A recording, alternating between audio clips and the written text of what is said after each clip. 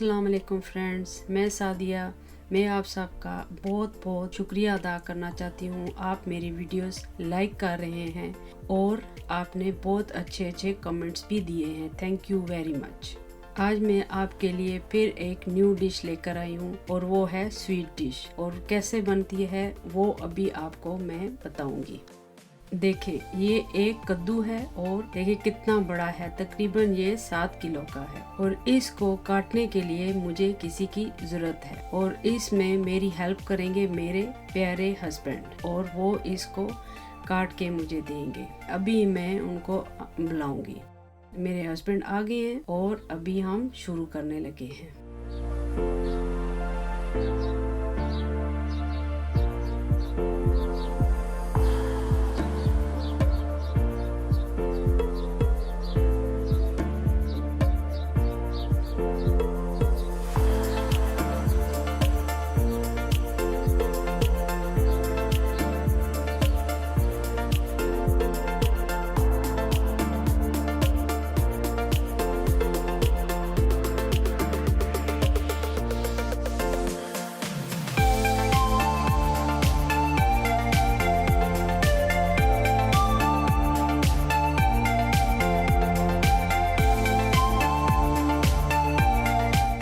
काटने के बाद फिर इसके अंदर से हम सब बीज निकाल लेंगे।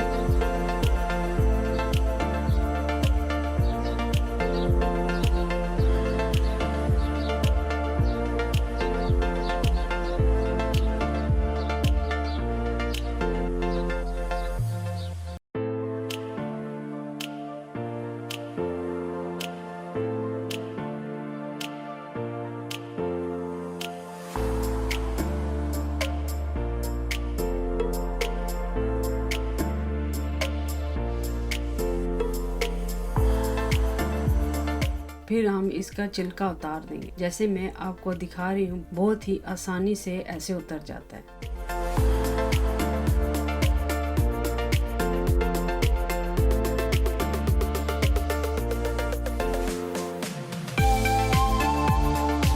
और फिर इसके अंदर से वो जो जाला सा है वो सारा हम अंदर से उसको साफ कर लेंगे। और फिर ऐसे हम इसको बिल्कुल साफ सुथरा कर लेंगे।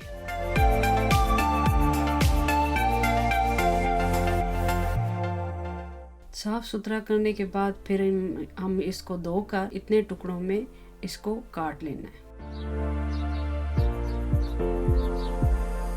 मैं आपको सिर्फ ये बता रही हूँ, इस छुरी से भी आप काट सकते हैं। और ये जो आलू वाली छुरी है, इससे भी बहुत इजीली आप इसको छील सकते हैं।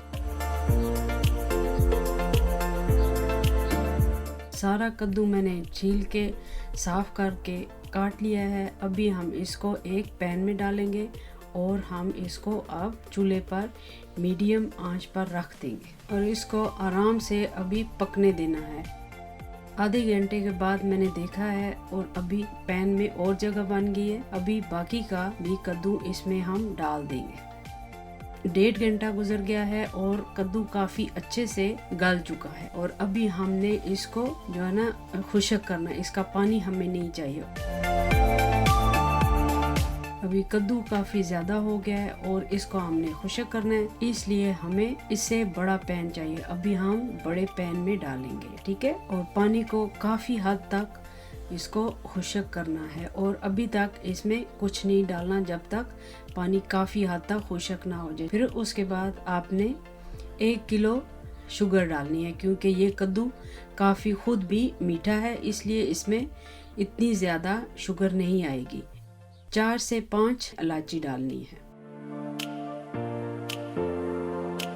अभी हमें इसके लिए काफ़ी टाइम चाहिए और फिर बीच बीच में आपने इसको देखते रहना है ताकि नीचे से जल ना जाए और बिल्कुल खुश्क हो जाए और इसमें कोई भी गुठली ना रहे, बिल्कुल ये फाइन जैसे बिल्कुल सही गल जाए, ठीक है। ये आपको नज़र आ रहा है, इधर बबल्स हैं, इसका मतलब है इसमें अभी तक पानी है, पूरा तरह से खुश्क नहीं हुआ। इसके अंदर मैंने कोई भी रंग बिल्कुल भी नहीं डाली, सिर्फ इसमें मैंने शुगर और इलायची डाली है। ये काफ़ी ज़्यादा है, इसलिए इसको काफ़ी टाइम लग रहा है। अगर आपके पास छोटा कद्दू है या 1 किलो है तो फिर वो बहुत कम टाइम लेगा। ऐसे ही बनाना है जैसे मैं आपको बता रही हूँ। जब पानी बिल्कुल खुश्क हो जाए और कद्दू ठंडा हो जाए, फिर इसको किसी पैन में या फिर एक डब्बे में डालकर आप रेफ्रिजरेटर में रख सकते हैं, और अगर चाहें तो आप फ्रीज भी कर सकते हैं। 2 से 2.5 हफ्तों के लिए आप फ्रिज में रख के आप इस्तेमाल कर सकते हैं, और फ्रीज़र में आप महीना भी रख सकते हैं। मैंने फ्रीज़र में रखा है 2 से 3 हफ्ते के लिए, और फिर मैंने बनाया, बिल्कुल वो ही टेस्ट है जो ताज़े का होता है। कद्दू के लिए मैंने बादाम रात को भिगो कर रख दिए थे, और फिर दूसरे दिन उनको छील कर और फिर ऐसे मैंने काटे हैं। अब मेरा कद्दू पूरी तरह से तैयार हो गया है। अभी हमने इसका चूल्हा बंद कर देना है और फिर इसको ठंडे होने देना है, और फिर आप बना सकते हैं। तीसरा स्टेप, अभी हमारा कद्दू बिल्कुल तैयार हो गया है। अभी हम करेंगे इसको फाइनल टच देंगे। पहले हमने मेवे लेने हैं, उनको धो लेना है और थोड़ी सी देर के लिए पानी में भिगो देना है, और फिर उसके बाद छन्नी में छान लेना है। बादामों की एक कहानी भी है। मेरी अम्मी और मेरी नानी कहा करते थे, पढ़ाई करने वाले बच्चों के लिए बहुत अच्छे हैं, और फिर वो रात को भिगो दिया करते थे सारों के लिए 5-5 बादाम, और सुबह सुबह नहार मुँह हमें खाने पड़ते थे। तो आप भी ट्राई कर सकते हैं, सुबह सुबह अपने बच्चों को दे सकते हैं आपके, अगर आपको ये टिप अच्छी लगी हो तो। ठीक है, तो फिर आपने जो बादाम भिगोए हुए थे उनका छिलका उतार कर और ऐसे उनको काट लेना है। अभी मैं कद्दू के हलवे को बिल्कुल रेडी करने लगी हूँ। अभी एक पैन लें, उसमें मेवे डालें, बिल्कुल हल्की आग पर उसको थोड़ा सा ड्राई कर लें।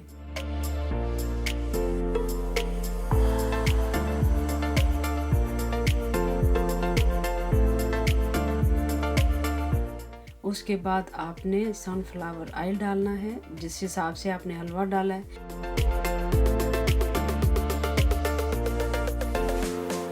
बादाम आपने छील के काट लिए हैं, अभी वो भी उसमें डाल दें, और फिर वो थोड़ा सा ऐसे गर्म हो जाए, थोड़ा सा हल्का सा फ्राई, बिल्कुल फ्राई नहीं होना चाहिए, और फिर उसमें कद्दू का हलवा डालें और अच्छे से पकाएं, और दरमियानी आग रखनी है आपने।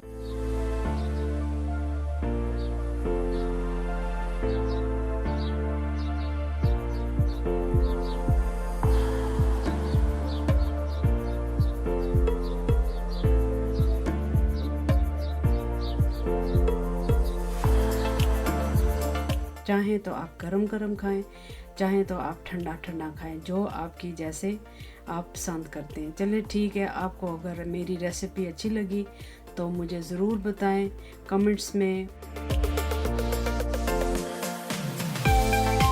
चलिए ठीक है, फिर आपको अल्लाह करे आपको ये मेरी रेसिपी अच्छी लगी हो, और आपने बताना है बनाई है तो कैसी लगी, मज़े की लगी। बहुत ही मज़ेदार बनती है ये, आप खाते के खाते ही रह जाएंगे। जो भी जिसको भी आप खिलाओगे ना, बोलेंगे हाँ अभी हमें भी ये बनानी है, इतनी मज़े की बनती है। कमेंट्स ज़रूर दीजिएगा, और लाइक्स नहीं भूलना, और सब्सक्राइब्स खाएं और दूसरों को भी खिलाएं। चलें ठीक है फिर, ओके, अल्लाह हाफिज़, दुआओं में याद रखिएगा।